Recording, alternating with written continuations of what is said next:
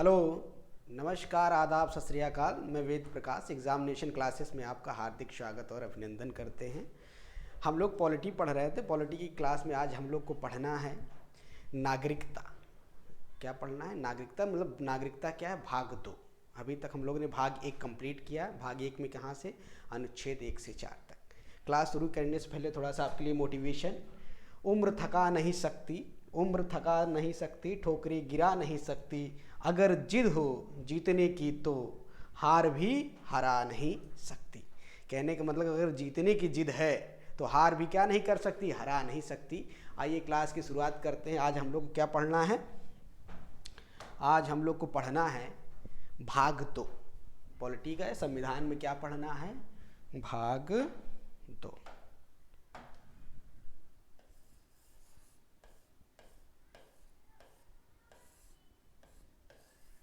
भाग 2। भाग 2 पढ़ना। भाग 2 में क्या है? नागरिकता। क्या है?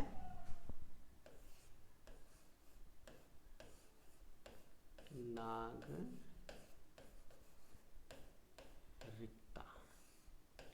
इंग्लिश में क्या बोलते हैं? सिटीजनशिप।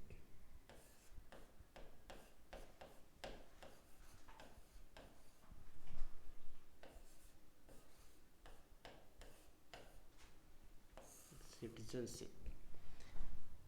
अनुच्छेद कहाँ से कहाँ तक है? तो भाग 2 नागरिकता, सिटीजनशिप। अनुच्छेद कहाँ से कहाँ तक है ये देख लीजिए। अनुच्छेद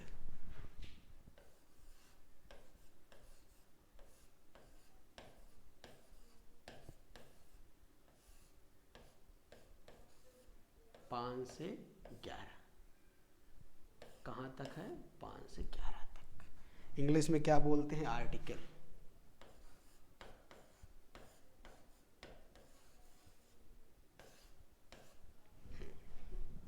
अब नागरिकता समझना है भाई।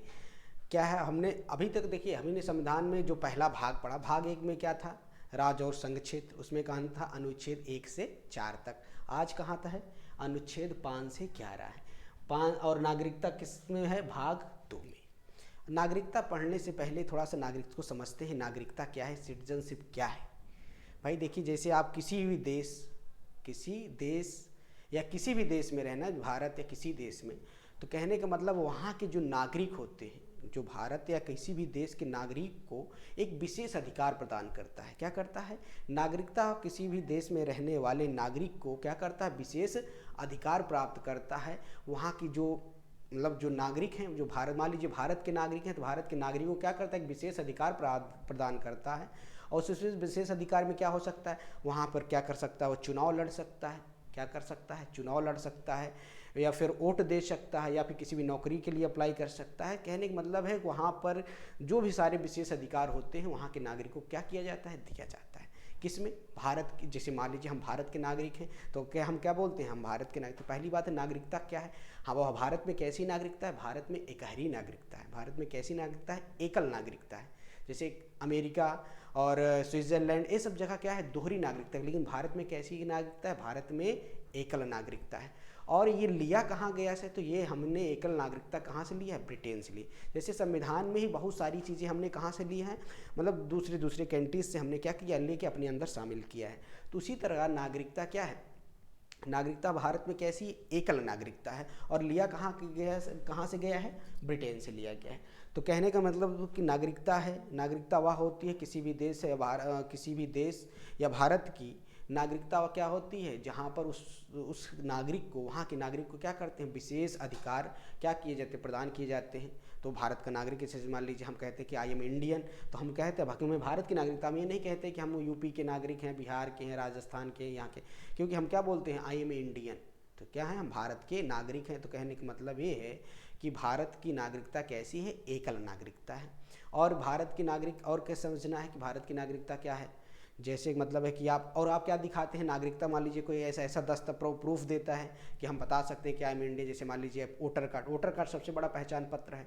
उसके बाद आधार कार्ड आ गया है, आधार कार्ड भी, फिर पैन कार्ड। इससे क्या पता चलता है? जैसे मान लीजिए आप कहीं जाते हैं, सफ़र में करने, कहीं भी जा रहे हैं भारत के किसी भी कोने में, तो आप अपने आप को दिखाने के लिए कि आपके पास आधार कार्ड होता है या फिर वोटर आईडी होता है तो आप क्या माने जाते हैं, भारत के नागरिक है। तो कहने का मतलब है कि नागरिकता वह होती है जो वहाँ के नागरिकों को एक विशेष अधिकार प्रदान करता है जो वहाँ पे रह रहे हैं, वहाँ पर अपने जो एरिया में जो भारत में नागरिक। तो कहने का मतलब है भारत की नागरिकता कब से होती है, जो संविधान जब बना या संविधान जब लागू हुआ, तो संविधान कब लागू होता है, 26 जनवरी 1950 को जब संविधान लागू होता है, उसी के अनुसार उसी समय जब संविधान बनता है उसी आधार पर नागरिकता की बात की जाती है। और नागरिकता के बारे में सर्वप्रथम किसने बताया था, अरस्तू ने। किसने बताया, अरस्तू साहब ने नागरिकता के बारे में बताया।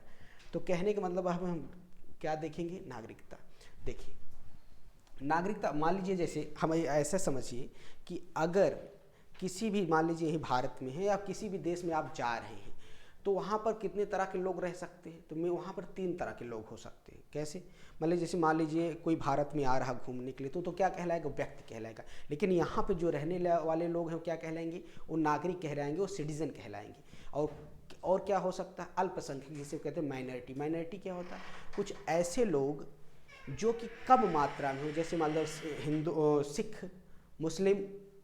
अल्पसंख्यक क्या है, अल्पसंख्यक मतलब होते हैं जो कि धर्म के आधार पर या बोली के आधार पर, जो जिनकी मात्रा बहुत कम हो, तो अल्पसंख्यक हो गए। कहने का मतलब भारत में या किसी देश में कितने प्रकार के नागरिक हो सकते हैं, 3 प्रकार के। तो अब इसको समझिए, पहले लिखिए भाग 2 में क्या है, नागरिकता। तो नागरिकता क्या है, इसको लिखिए। जैसे कहीं पर 3 तरह के लोग हो सकते हैं, 3। पहले पर्सन,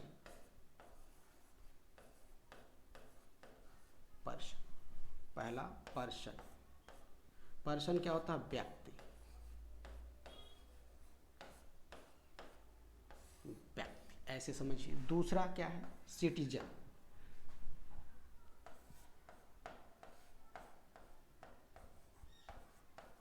सिटीजन जिसे कहते हैं नागरिक। नागरिक। इसके बाद होता है तीसरा माइनॉरिटी।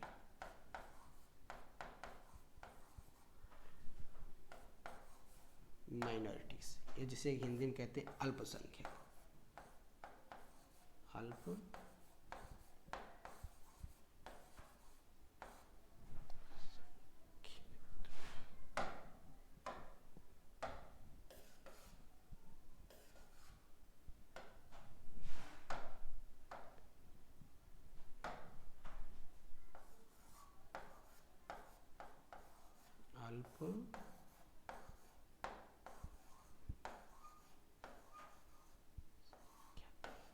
अल्पसंख्यक। कहने का मतलब भारत में कितने प्रकार के लोग रहते हैं, तो भारत या किसी भी देश में कितने प्रकार के लोग रहते हैं, 3 प्रकार के। कौन कौन से, ये समझिए, 3 प्रकार के। एक तो पर्सन, व्यक्ति। दूसरा सिटीजन, क्या होता है, नागरिक। तीसरा क्या है, माइनॉरिटी, जिसे कहते हैं अल्पसंख्यक। व्यक्ति क्या होता है, व्यक्ति मतलब मान लीजिए हम क्या है, हम सिटीजन हैं, भारत के नागरिक। मान लीजिए कोई आदमी, कोई व्यक्ति जो विदेश से, अमेरिका से, यूएसए से आता है, भारत में घूमता है, क्या करेगा, घूमेगा, टहलेगा, तो क्या वो भारत का नागरिक कहलाएगा, नहीं, वो भारत का नागरिक नहीं, वो व्यक्ति कहलाएगा, क्योंकि वो कुछ दिन बाद घूमेगा। लेकिन आप घूम रहा है तो क्या उसको स्वतंत्र है, यहाँ पर उसको कोई चोट नहीं पहुँचा सकता, उसको कोई परेशान नहीं कर सकता। अगर परेशान करेगा तो उसको क्या होगा, उसके ऊपर कार्रवाई हो जाएगी। तो कहने का मतलब ऐसे व्यक्ति जो विदेश से आए, व्यक्ति क्या होते हैं, ऐसे व्यक्ति जो विदेश से आए और भारत में घूमे टहले उसके बाद वापस चले जाएं, तो वो व्यक्ति कहलाएगा पर्सन। लेकिन जैसे मान लीजिए कोई आगरा है, आगरा जाना है, या किसी को लाल किला, दिल्ली आया है तो दिल्ली में आगरा लाल किला देखने गया, तो विदेश के आए वो भी देखे, लेकिन हम जाएंगे तो हम क्या होंगे, हम सिटीजन कहलाएंगे। या हमारे भारत के लोग जितने भी लोग होंगे, अगर वो जाते हैं घूमने या कहीं भी जाएं घूमने, तो क्या व्यक्ति कहलाएंगे, वो क्या सिटीजन कहलाएंगे, व्यक्ति नहीं कहलाएंगे, क्या कहलाएंगे, यहाँ के नागरिक हैं, तो यहाँ के नागरिक घूमेंगे। लेकिन विदेश से जो आएगा वो क्या होगा, व्यक्ति होगा। अब माइनॉरिटीज़ मतलब होता है जो किसी भी बहुत कम मात्रा में, जैसे मान लीजिए सिख हो गया, बुद्धिस्ट हो गए, तो ये अल्पसंख्यक, इन्हें धर्म के आधार पर क्या है, अल्पसंख्यक, भाषा के आधार पर। माइनॉरिटी कितने तरह से हो सकती है, 2 तरह से। एक होती है धर्म के आधार पर, एक होती है भाषा या बोली के आधार पर। जैसे माइनॉरिटी में आप मुस्लिम भी आते हैं, तो ये सब क्या है, बहुत कम मात्रा में है, तो भले इनकी जनसंख्या बढ़े लेकिन इनको क्या मतलब, अल्पसंख्यक। तो नागरिक होगा ऐसे, मान लीजिए, थोड़ा सा और समझ लीजिए या लिख लीजिए। व्यक्ति मतलब जो विदेश से घूमने आए, जो विदेश से आकर भारत में घूमे कुछ समय के लिए।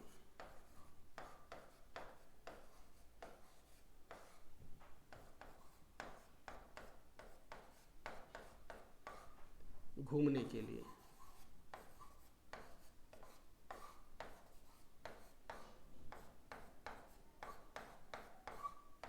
कहने का मतलब ये है, व्यक्ति क्या है, मान लीजिए कोई विदेश से आ रहा है, विदेश से मतलब किसी भी कंट्री से आ रहा है, तो क्या कर रहा है, विदेश से आकर भारत में घूमेगा, रहेगा, ये सब चीज़ करेगा, तो वो व्यक्ति कहलाएगा। लेकिन सिटीजन क्या होते हैं, नागरिक क्या होते हैं, ये क्या है, इसको देख लीजिए। जो भारत के ही, भारत का व्यक्ति, कोई व्यक्ति, कोई भी भारत का कोई व्यक्ति, तो क्या कहलाएगा, वो सिटीजन कहलाएगा, वो नागरिक कहलाएगा। वो कहीं भी जाके भारत में किसी भी 28 राज्य हैं, 8 केंद्र शासित प्रदेश हैं, यहाँ पर कहीं भी पर जाके घूमेगा या रहे, घूमे टहले, तो क्या कहलाएगा, भारत का नागरिक कहलाएगा। और अल्पसंख्यक मतलब है जो कम मात्रा में हो, अल्पसंख्यक मतलब है जो कम मात्रा में हो।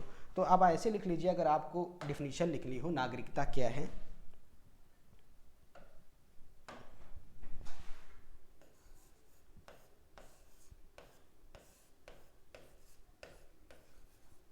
नागरिकता,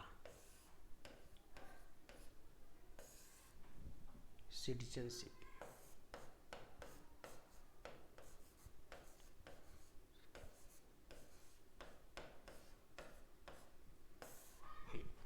नागरिकता, नागरिकता किसी देश का, क्या लिखेंगे कि नागरिकता एक विशेष प्रकार का, नागरिकता एक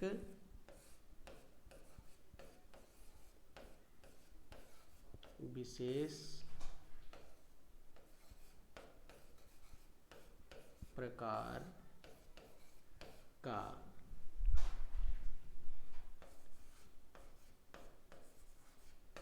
अधिकार है जो उस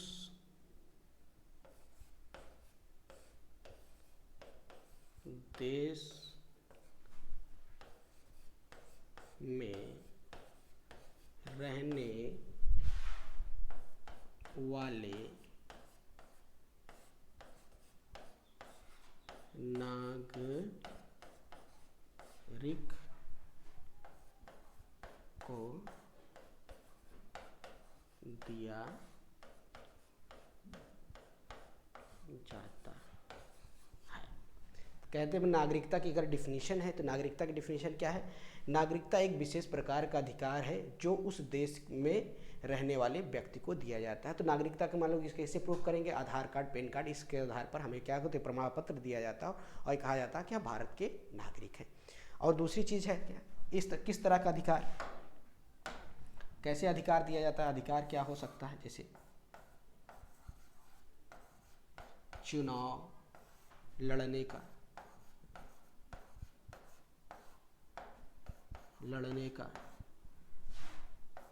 या वोट डालने का, या वोट डालने का क्या क्या अधिकार हो सकता है, क्या अधिकार देता है, अधिकार कौन कौन से अधिकार देता है, चुनाव लड़ने का और वोट डालने का, दूसरा नौकरियों में, नौकरी। तो देखो चुनाव लड़ने का मतलब कि हम क्या करते हैं, भारत में रह के किसी भी, जैसे राष्ट्रपति, प्रधानमंत्री और मुख्यमंत्री, गवर्नर, किसी भी चीज़ का क्या कर सकते हैं, चुनाव लड़ सकते हैं, या क्या कर सकते हैं, वोट डाल सकते हैं, वोट जाके डालेंगे, तो वोट डालेंगे तभी हम भारत के नागरिक कहलाएंगे, क्योंकि हमसे क्या आधार कार्ड या पैन कार्ड होता है, इसके लिए जरूरत है। नौकरी के लिए अप्लाई कर सकते हैं, कोई विदेश से आएगा तो क्या नौकरी के लिए अप्लाई कर सकता है, नहीं कर सकता। तो कहने का मतलब भारत के नागरिकों को एक विशेष प्रकार का क्या दिया जाता है, अधिकार दिया जाता है। तो थोड़ा सा किसके बारे में थी, नागरिकता के बारे में। आइए अब नेक्स्ट बात करेंगे, इसमें मेन क्या है, अनुच्छेद, और हाँ देखना क्या है, भाग 1, भाग 2, नागरिकता किसमें है, भाग 2 में। दूसरी बात है नागरिकता।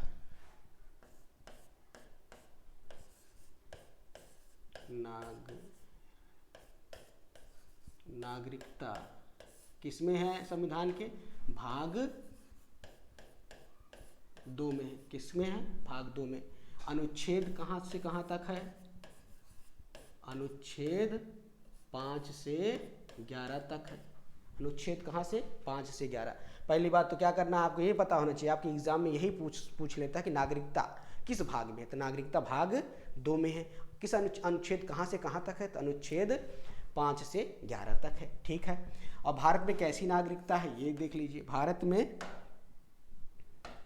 में एकल नागरिकता है। कैसी नागरिकता है?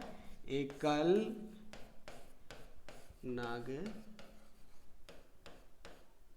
कैसी नागरिकता है? एकल नागरिकता है। कहाँ से ली गई है? ब्रिटेन से। ये ब्रिटेन से लिया गया है। ये बिल्कुल ऐसे नोट कर लेना है, ब्रिटेन से लिया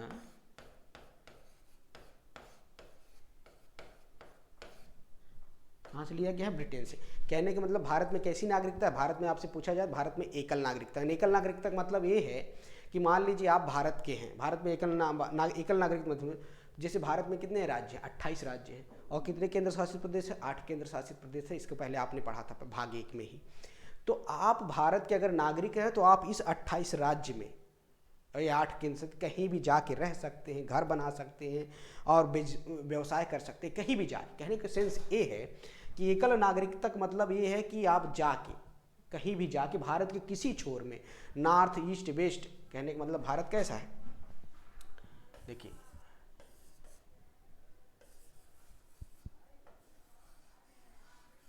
है ना, ऐसे भारत। तो कहने का मतलब भारत में यहाँ east west north south, Bharat में ईस्ट वेस्ट नॉर्थ साउथ कहीं पर भी जाके क्या कर सकते हैं? रह सकते हैं, क्योंकि इसी में 28 राज्य और 8 केंद्र शासित प्रदेश है। तो कहने का सेंस ये है कि नागरिकता भाग किसमें, पहली बात समझिए, नागरिकता किसमें? भाग 2 में। कहाँ से? अनुच्छेद 5 से 11। भारत में कैसी नागरिकता है? भारत में एकल नागरिकता है। कहाँ से? ब्रिटेन से। और कहाँ से लिया गया है? ब्रिटेन से। तो एकल नागरिकता मतलब ये है कि आप भारत के किसी भी छोर पे, यहाँ से नॉर्थ से लेके साउथ और ईस्ट से लेके वेस्ट, कहीं पर भी जाके क्या कर सकते हैं? रह सकते हैं। यहाँ से किसी भी पोर्शन में आप क्या कर सकते हैं? जाके रह सकते हैं। तो कहने का सेंस ये है, एकल नागरिकता ये कहती है कि आप अगर भारत के नागरिक हैं तो आप भारत में किसी भी स्थान पर जाके रह सकते हैं, घर बना सकते हैं, व्यवसाय कर सकते हैं, शिक्षा ले सकते हैं, आप वोट के लिए आप चुनाव लड़ सकते हैं। तो आपको संविधान पूरी क्या करता है? आज़ादी देता है। और जैसे मान लीजिए नागरिकता, एकल नागरिकता कहाँ से लिया गया? ब्रिटेन से। अब आपसे पूछा जाएगा एकल नागरिकता या नागरिकता, कोई एकल नागरिकता कहाँ से ली गई? ब्रिटेन से लिया गया। आपको ये याद रखना है, कहाँ से लिया गया है? ब्रिटेन से लिया गया है। ठीक है। कैसी नागरिकता? एकल नागरिकता। और कैसे कभी कभी आपसे एग्जाम में ये पूछता है दोहरी नागरिकता कहाँ की? जैसे अमेरिका की। अमेरिका में क्या है? दोहरी नागरिकता। अगर आप स्टेट में हैं या केंद्र में हैं तो आपको दोनों जगह की नागरिकता लेनी पड़ती है ना। तो ठीक है। अब हम कौन से चीज़ पढ़ेंगे? अनुच्छेद 5। आई होप ये आपको समझ में आया होगा। अब हमें पढ़ना है अनुच्छेद 5।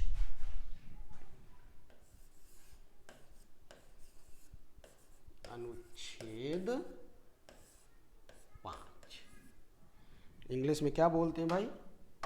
आर्टिकल। आर्टिकल 5। आर्टिकल 5 कहता है संविधान में नागरिकता। अब देखिए नागरिकता कहाँ से आई है?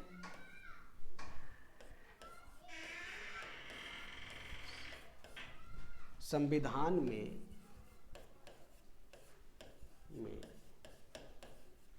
नागरिकता, संविधान में नागरिकता कहाँ? अनुच्छेद 5 से किसमें गया गया है? 11 तक। तो अनुच्छेद 5 में यही कहा गया है कोई व्यक्ति भारत का नागरिक कब कहलाएगा? इन 3 से कुछ उसमें 2-3 शर्तें थी कि अगर ये शर्तें कंप्लीट होती हैं तो भारत का नागरिक कहलाएगा। तो कौन से शर्तें थी? पहला, जन्म से। अगर वो जन्म से कहाँ रह रहा? भारत में। जन्म से अगर भारत में रह रहा है तो भारत का नागरिक होगा। या तो जैसे मान लीजिए कि हम लोग तो थे नहीं, हमारे बाबा दादा नाना चाचा रहे होंगे जब भारत क्या हुआ था? आज़ाद हुआ था। कहने का मतलब संविधान जब बना तो संविधान में नागरिकता 26 जनवरी 1950 26 जनवरी 1950 के प्रावधान, 1950 में जो प्रावधान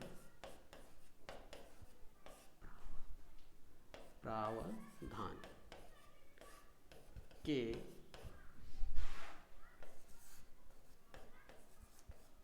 आधार पर, तो क्या हुआ, कहने का मतलब है अनुच्छेद 5 में कहा गया कोई व्यक्ति भारत का नागरिक कब कहलाएगा, उसके कुछ प्रावधान है कब, जब 26 जनवरी 1950। इसको डेट को इसलिए याद रखना है क्योंकि 26 जनवरी 1950 को ही संविधान क्या हो गया था, पूर्ण बन के लागू हो गया। तो बन के तैयार हुआ था, तैयार तो 26 जनवरी 1949 को अडॉप्ट किया गया, लेकिन लागू कब किया गया, 26 जनवरी 1950 को। इस चीज़ को और ध्यान रखना है, कब, 26 जनवरी 1950 को। ठीक है, तो संविधान के अनुच्छेद 5 में कहा गया है कि संविधान में नागरिकता 26 जनवरी 1950 में जो प्रावधान के आधार पर दी गई है। इसमें कौन कौन से प्रावधान है, पहला, जन्म से अनुच्छेद 5 में अगर इन तीनों शर्तों में कोई एक शर्त को फॉलो करता है तो क्या कहलाएगा, भारत का नागरिक। पहला जन्म से। दूसरा क्या है, दूसरा यह क्या है, जन्म से। जन्म का मतलब है कि भारत में क्या हुआ, उसका जन्म। जन्म मतलब किसी का भी, जैसे या उनके माता पिता का, या उनके माता पिता का जन्म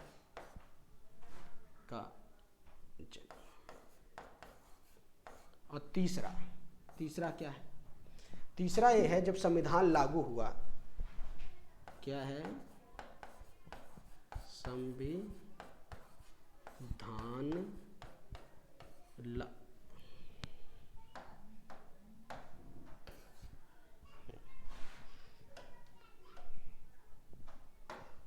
संविधान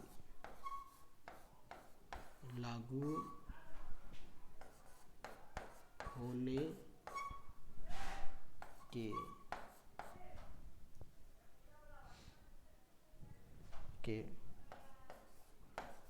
5 साल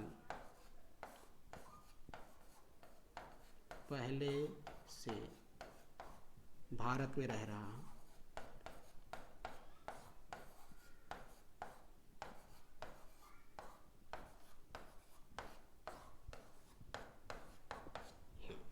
देखिए, अनुच्छेद 1 में कहा गया कोई व्यक्ति भारत का नागरिक तब माना जाएगा जब वह 26 जनवरी 1950 के जब संविधान लागू हुआ उसमें जन्म से हो। कहला मतलब इस तीनों शर्तें, कितनी शर्त थी, 1, 2 और 3।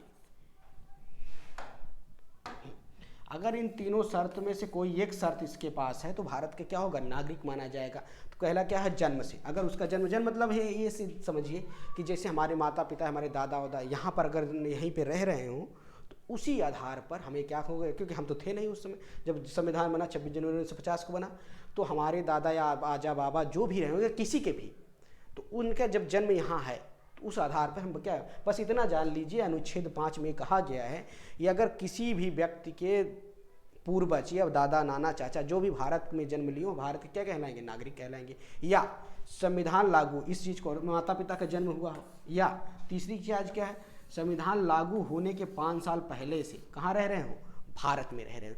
कहने का सेंस ये है, कोई अनुच्छेद 5 में क्या कहा गया, अनुच्छेद 5 में कहा गया कोई भी भारत का संविधान में नागरिकता 26 जनवरी 1950 में जो प्रावधान के आधार पर, कौन कौन से प्रावधान थे, 3 प्रावधान थे, जन्म से या उनके माता पिता का जन्म हुआ हो, या 3 संविधान लागू होने के 5 साल पहले से भारत के क्या होंगे, नागरिक होंगे।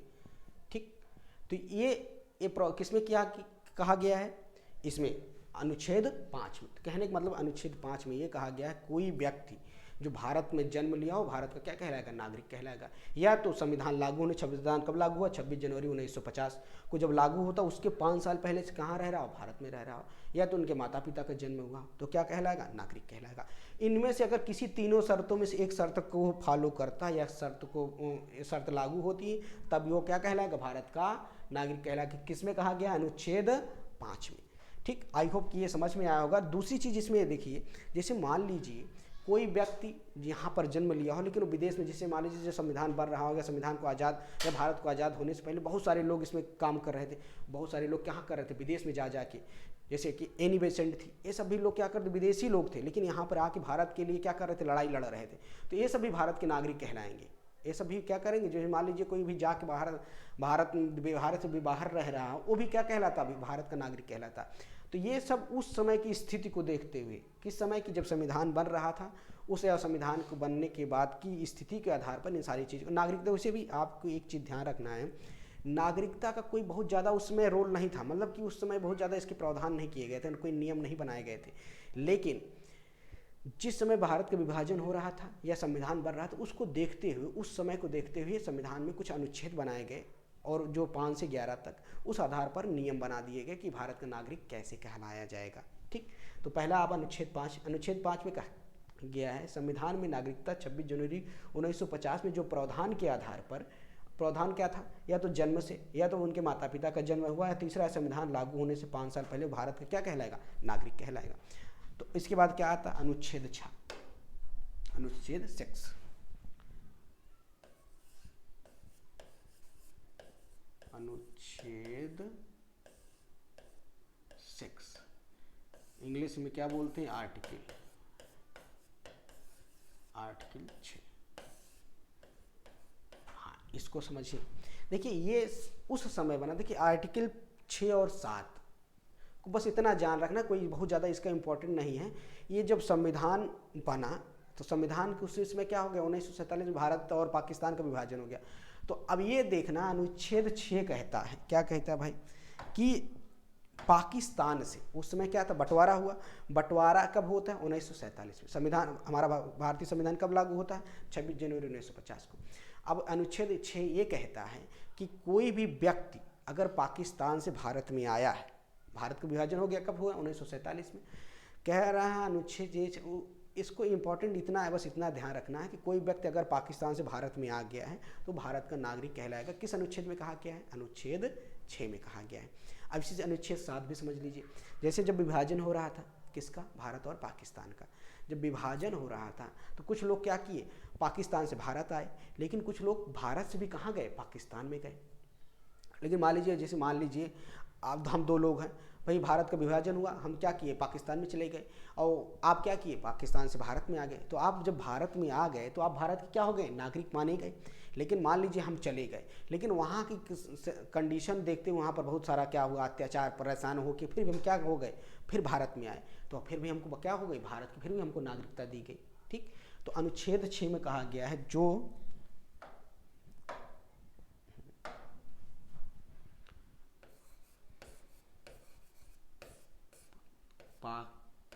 पाकिस्तान से भारत में आए हुए लोगों को नागरिकता प्रदान करना, ऐसे लिखिए, प्रदान करना। अभी थोड़ा सा इसमें और समझना है। पाकिस्तान से भारत में आए हुए लोगों को नागरिकता प्रदान करना, कहाँ, जैसे मान लीजिए हमने कहा ना कि 1947 में क्या होता है, भारत का विभाजन हो जाता है। जब 1947 में भारत का विभाजन हो जाता है तो क्या होता है, विभाजन में कुछ लोग क्या होते, उसमें बहुत ज़्यादा भागदौड़ हुई थी। देखिए ना, आप कभी गदर मूवी देखिए जो सनी देओल की, उसमें इतने लोग इधर से उधर चले जाते हैं, कुछ लोग इधर गए, कुछ वहाँ से आ गए, कुछ पाकिस्तान से भारत आए, कुछ भारत से पाकिस्तान में गए, तो क्या हो, आपस में लोग बिछुड़ गए। फिर जो वहाँ मान लीजिए वहाँ से जो है यहाँ आए तो यहाँ तो रह गए, तो उनको नागरिकता मिल गई। लेकिन यहाँ से जो वहाँ चले गए, फिर वहाँ पर कुछ और टिक नहीं पाए, 2-4-6 महीने वहाँ रहे, लेकिन वहाँ उनको सही नहीं लगा, वहाँ से सताए गए या मारे गए या डांटे गए, तो वहाँ से फिर वो क्या किए, भारत में आ गए। जब वो भारत में आ गए तो फिर भारत को क्या करना, उनको नागरिकता देनी पड़ी। कहने का मतलब ये है, ये कहता है कि भारत में पाकिस्तान से क्या हुआ, क्या कहता है कि जो पाकिस्तान से भारत में आए हुए लोगों को क्या करता है, नागरिकता देता है। ठीक, ये बात आपको तो बस इतना ध्यान रखना है कि पाकिस्तान से भारत आए हुए लोगों को क्या करता है, नागरिकता देता। अनुच्छेद 7 में क्या कहता है, इसी तरह अनुच्छेद 7 भी देख लीजिए।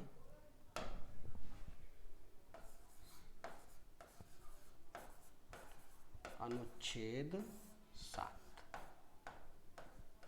अनुच्छेद 7, अनुच्छेद 7 देखो, पाकिस्तान से भारत में आए हुए लोगों को क्या प्रदान करना? नागरिकता प्रदान करना। ये बात तो समझ में आएगी। अब देखिए कह रहा अनुच्छेद 7 कहता है कि जो लोग भारत से पाकिस्तान चले गए, भारत से पाकिस्तान चले गए, लिख लीजिए, जो लोग भारत से पाकिस्तान चले गए लेकिन बाद में वह भारत वापस आ गए, वह भारत वापस आने पर नागरिकता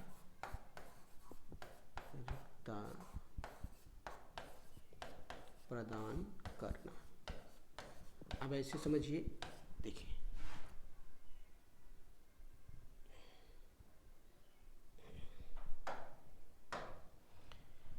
इन्हें बस इतना ध्यान रखना, जो पाकिस्तान से कहाँ आए? भारत आए, लेकिन कह रहा जो लोग भारत से कहाँ गए? पाकिस्तान। कहाँ गए? अनुच्छेद देखो इसको ये बहुत ज़्यादा अहम रोल नहीं है, ये तो उस समय के कंडीशन को, उस समय की जो कंडीशन थी उसको ध्यान में रखते हुए ये अनुच्छेद बनाए गए, इस चीज़ का प्रावधान किया गया। तो बस इतना याद रखना, अनुच्छेद 6 में कहा गया है पाकिस्तान से भारत में आए हुए लोगों को क्या करता है? नागरिकता प्रदान करता है। अनुच्छेद 7 कहता है जो लोग भारत से पाकिस्तान चले गए लेकिन बाद में वह भारत वापस आने पर क्या उनको नागरिकता दी गई। कहने का मतलब है जो भारत पाकिस्तान से भारत है उनको तो नागरिकता दी गई, उस किस अनुच्छेद में? अनुच्छेद 6 में। लेकिन जो व्यक्ति भारत से पाकिस्तान गए लेकिन कुछ समय वहाँ पर रहे नहीं, मतलब रहे लेकिन उनको क्या हुआ, उनको वहाँ पर सही नहीं लगा, या फिर डरे या धमकाए गए या मारे गए, तो फिर क्या करते हैं? आ जाते हैं कहाँ? पाकिस्तान से कहाँ आते हैं? भारत में। तो ये अनुच्छेद 6 में, अनुच्छेद 7 में उनको नागरिकता देता है। तो थोड़ी सी चीज़ और समझिए, अब जैसे मान लीजिए अब क्या होता है, ऐसे चले गए क्या 1947 में, 1947 में क्या हुआ? भारत पाकिस्तान का भारत क्या होता है? विभाजन होता है, एक तो एक विभाजन।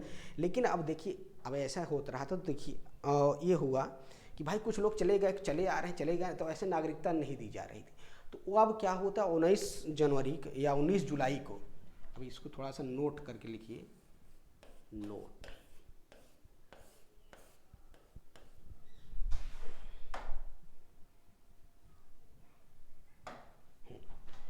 19 जुलाई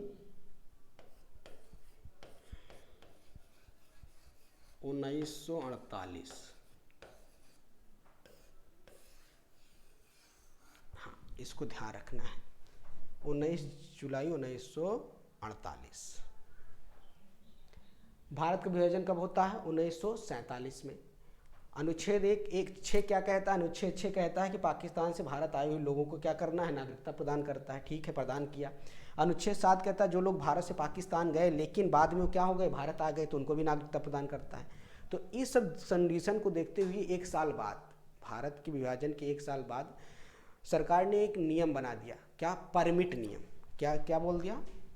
19 जुलाई 1948 को परमिट नियम क्या बनाया? परमिट नियम बनाया।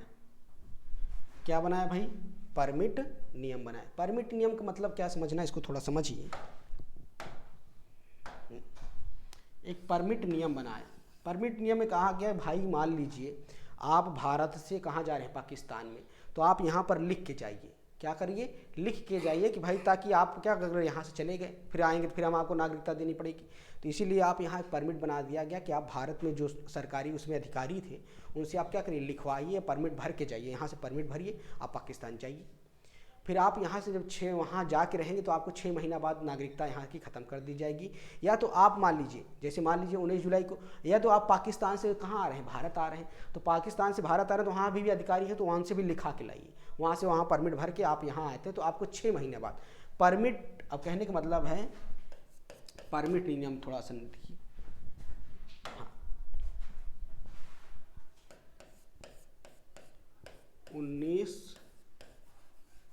जुलाई 1948।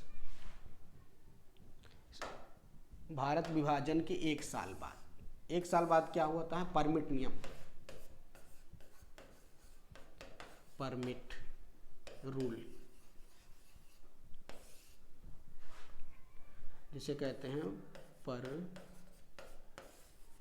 कानून या नियम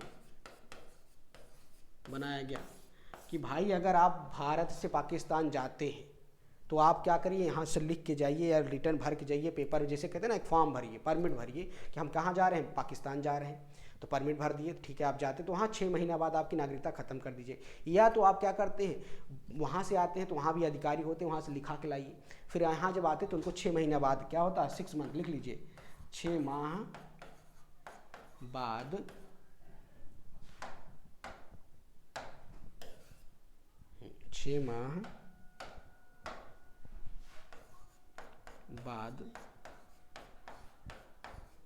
नागरिकता दी जाएगी। कहने का मतलब ये है, परमिट रूल में ये कहा गया कि मान लीजिए उसमें कब परमिट रूल कब लगा, ये देखिए कब लगा, 1948 में।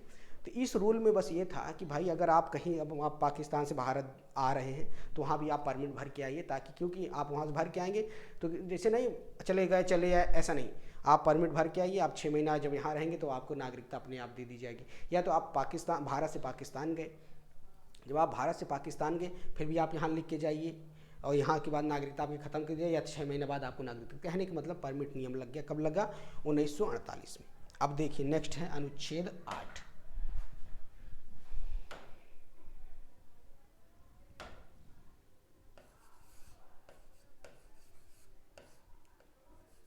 अनुच्छेद 8 इसे कहते हैं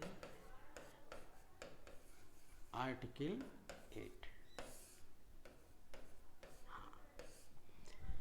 हमने पढ़ा अनुच्छेद 5 में कहा गया कि भाई आप भारत के नागरिक कब कहलाएंगे, जब आपका जन्म हुआ हो या आपके माता पिता रह रहे हैं, या क्या है, या संविधान लागू होने के बाद आप कहाँ भारत के नागरिक हो या 5 साल रह रहे हैं।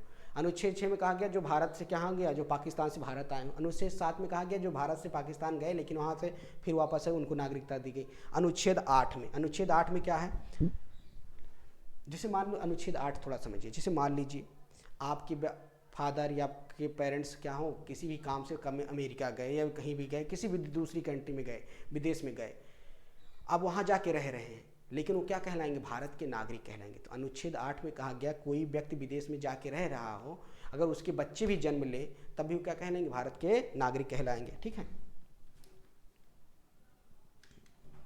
ठीक है। हाँ, थोड़ा सा क्या हो गया, जब कोई व्यक्ति क्या हो गया, कहने का मतलब ये समझिए, अनुच्छेद 8 में ये कहा गया है कोई भी बाहर, भारत से बाहर रहने वाले विदेशी, हाँ इसमें थोड़ा समझ लीजिए, भारत से बाहर रहने वाला विदेशी जो भारत से बाहर क्या कह रह रहा है, क्यों विदेश में रह रहा है ना, तो ऐसे समझिए जो भारत से रहे विदेश में, विदेश में रह रहा है, ऐसे थोड़ा सा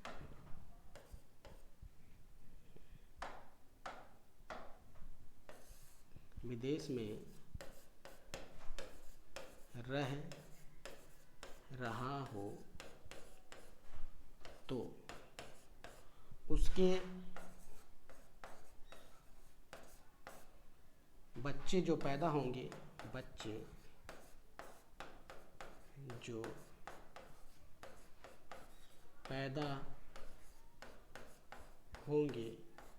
वह भारत के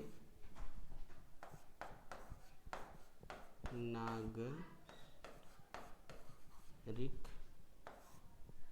कहलाएंगे, भारत के नागरिक कहे जाएंगे।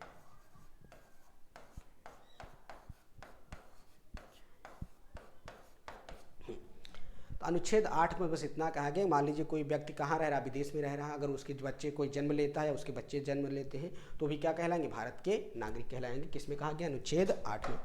किसमें, अगर भारत से बाहर रहने वाला भारत से बाहर रहने वाला है, विदेश में रहने वाला है, या भारत से बाहर रहना विदेश में ही रहेगा ना, विदेश में रह रहा हो तो उसके बच्चे जो पैदा होंगे वह भी भारत के क्या होंगे, नागरिक होंगे।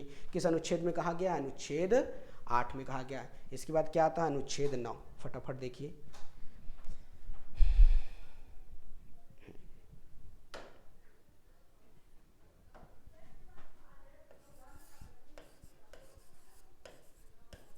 अनुच्छेद या आर्टिकल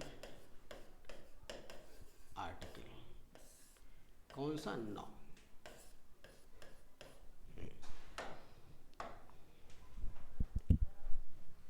मान लीजिए जैसे अनुच्छेद 9 में कहा गया कोई व्यक्ति जो भारत का नागरिक था, क्या था गया विदेश, किसी भी काम से गया, व्यवसायिक काम से गया, बिजनेस करने या पैसे कमाने, किसी भी कारण से गया, लेकिन वह वहाँ की क्या कर लेता है, नागरिकता, वहाँ की नागरिकता अगर वो ले लेता है तो उसकी अपने आप यहाँ भारत की नागरिकता क्या होगी, खत्म हो जाएगी। जैसे मान लीजिए अक्षय कुमार हैं, अक्षय कुमार बहुत सारे हैं जो यहाँ से क्या, यहाँ से छोड़ के चले गए और कनाडा की नागरिकता ले लिए, तो यहाँ की नागरिकता अपने आप खत्म हो जाएगी। कहने का मतलब ये है कोई भी व्यक्ति हो, चाहे हम हैं, आप हैं, कोई भी हो, अगर आप क्या करते हैं, भारत से बाहर जाके कहीं भी किसी भी देश की नागरिकता ले लेते हैं तो भारत की नागरिकता स्वतः खत्म हो जाएगी। तो इसको लिख लीजिए।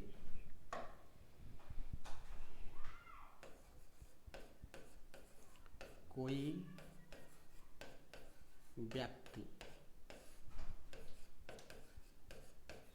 स्वेच्छा से, कोई व्यक्ति स्वेच्छा से विदेश की नागरिकता ग्रहण कर लेता है तो भारत की नागरिकता क्या होगा, भारत की नागरिक नहीं माना जाएगा, भारत का नागरिक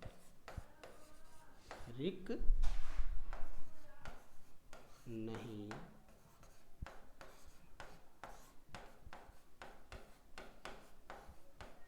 फटाफट देखिए। हाँ, अनुच्छेद 9 में क्या कहा गया, जब कोई व्यक्ति स्वेच्छा से, जब कोई व्यक्ति स्वेच्छा से विदेश की नागरिकता ग्रहण कर लेता है तो वह भारत का नागरिक नहीं माना जाता है। सबसे इम्पॉर्टेंट ये है, ये आपसे पूछा जाता है बार बार कि अनुच्छेद आर्टिकल, अगर मान लीजिए कोई व्यक्ति भारत से जाकर विदेश में नागरिकता ग्रहण कर लेता है तो किस अनुच्छेद में कहा गया, अनुच्छेद 9 में। अनुच्छेद 9 में क्या कहा गया, कोई व्यक्ति स्वेच्छा से किसी भी विदेश की नागरिकता ग्रहण कर लिया तो भारत का नागरिक नहीं माना जाएगा, अपने आप उसकी नागरिकता क्या हो जाएगी, खत्म हो जाएगी। जैसे मान लीजिए अक्षय कुमार थे, अक्षय कुमार बहुत सारे लोग हैं क्या करते, विदेश में गए, वहाँ रहने लगे, वहाँ की नागरिकता ग्रहण कर ली, कनाडा कहीं की भी, आप किसी भी देश में जाके वहाँ की नागरिकता आप ग्रहण किए, जैसे यहाँ के नागरिक नहीं माने जाएंगे। ठीक, इसके बाद है अनुच्छेद 10। क्या है, अनुच्छेद 10, इसको देखिए। अनुच्छेद 10 जिसे कहते हैं आर्टिकल 10।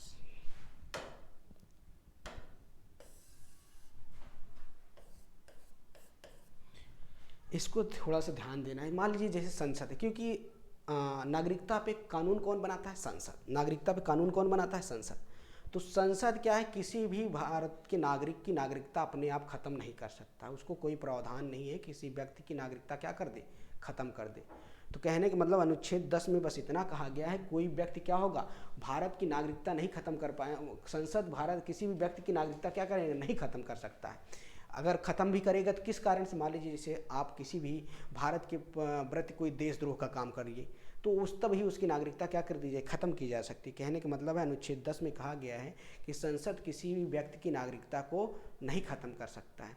अगर ख़त्म भी करता है तो उसके पीछे कुछ कारण होते हैं। जैसे मान लीजिए आप पाकिस्तान और भारत के बीच में कुछ ऐसे काम करिए देशद्रोह का, अगर आप देशद्रोह का काम करते हैं, कुछ ऐसे मतलब गतिविधियां जैसे युद्ध के बीच में कुछ आप चापलूसी या फिर जिसे कहते हैं ना कुछ ऐसे काम करिए तभी आपकी नागरिकता खत्म की जा सकती है। कहने का मतलब ये है अनुच्छेद 10 में ये कहा गया है किसी भी संसद किसी भी व्यक्ति की नागरिकता नहीं खत्म करेगा, और नागरिकता अगर खत्म भी करेगा तो किस कारण से, आपके देश के प्रति कोई उल्टा काम करिए, देश के मतलब किसी दूसरे देश का सहयोग करिए, किसी भी कंट्री में जैसे वार के लिए कुछ ऐसे देशद्रोह का काम करिए, तभी संसद नागरिकता खत्म कर सकता है।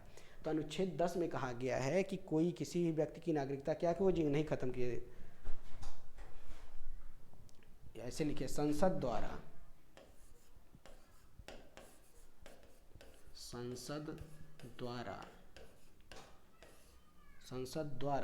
भारतीय नागरिकों की नागरिकता, संसद द्वारा भारतीय नागरिकों की नागरिकता खत्म नहीं की जा सकती, नागरिकों की नागरिकता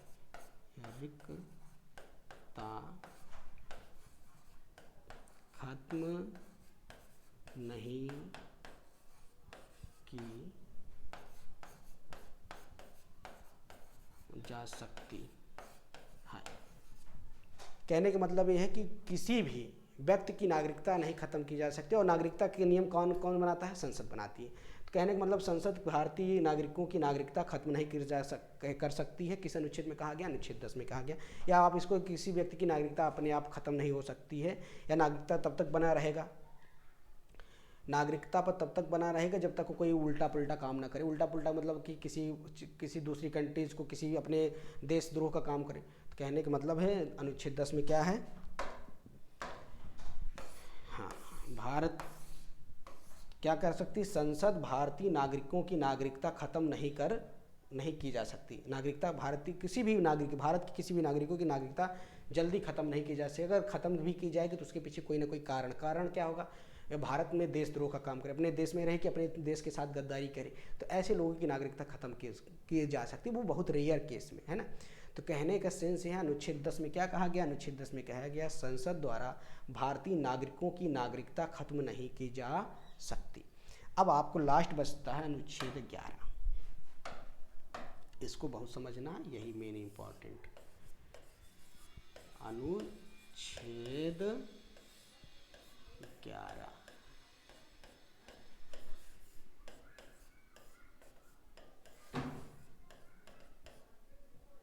आर्टिकल 11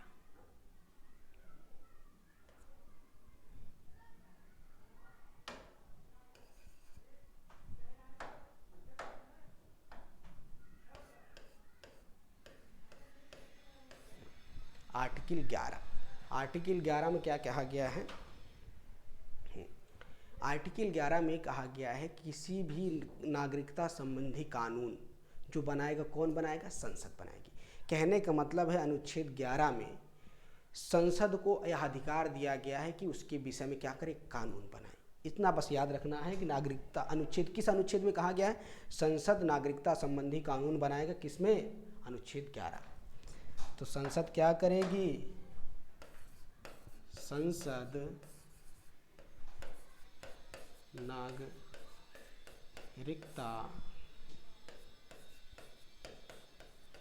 संबंधी कानून बनाएगी। कहने का मतलब अनुच्छेद किस में कहा गया है, अनुच्छेद 11 में कहा गया है कि संसद नागरिकता संबंधी क्या करेगी, कानून बनाएगी, या संसद को अधिकार दिया जाता है, ऐसे लिख लीजिए। अनुच्छेद 11 में संसद को यह अधिकार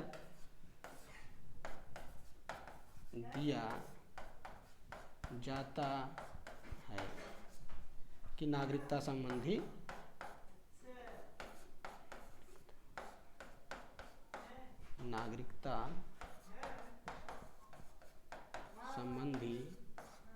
कानून बनाएगी, कानून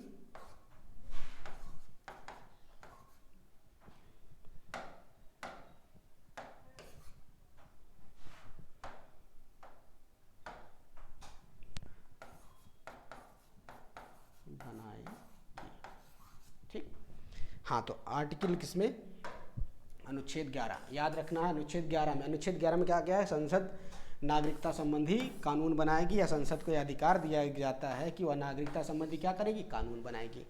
तो ये आपका कहाँ से, अनुच्छेद भाग 2 खत्म होता है। भाग 2 में क्या, 5 से 11। थोड़ा सा एक बार रिवीजन फटाफट कर लीजिए, देखिए। हाँ,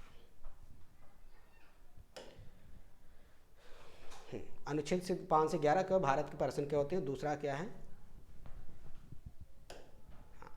नागरिकता क्या होती है, चुनाव लड़ने का, इस सबका अधिकार दिया गया नागरिकता। दूसरा अनुच्छेद, नागरिकता अनुच्छेद, एकल नागरिकता ब्रिटेन से, एकल नागरिकता कहाँ लिया गया, ब्रिटेन से, 26 जनवरी को, ये सारी चीज़ें, ठीक है। आई होप आपको ये समझ में आया होगा। इसमें अभी हम लोग को थोड़ा सा और पढ़ना है कि नागरिकता संबंधी जो कानून बनाएगा, कौन बनाएगा, संसद बनाएगी। और संसद में भी कौन बनाएगा, गृह मंत्रालय। कौन बनाएगा, गृह मंत्रालय बनाएगा। क्या बनाएगा, कानून।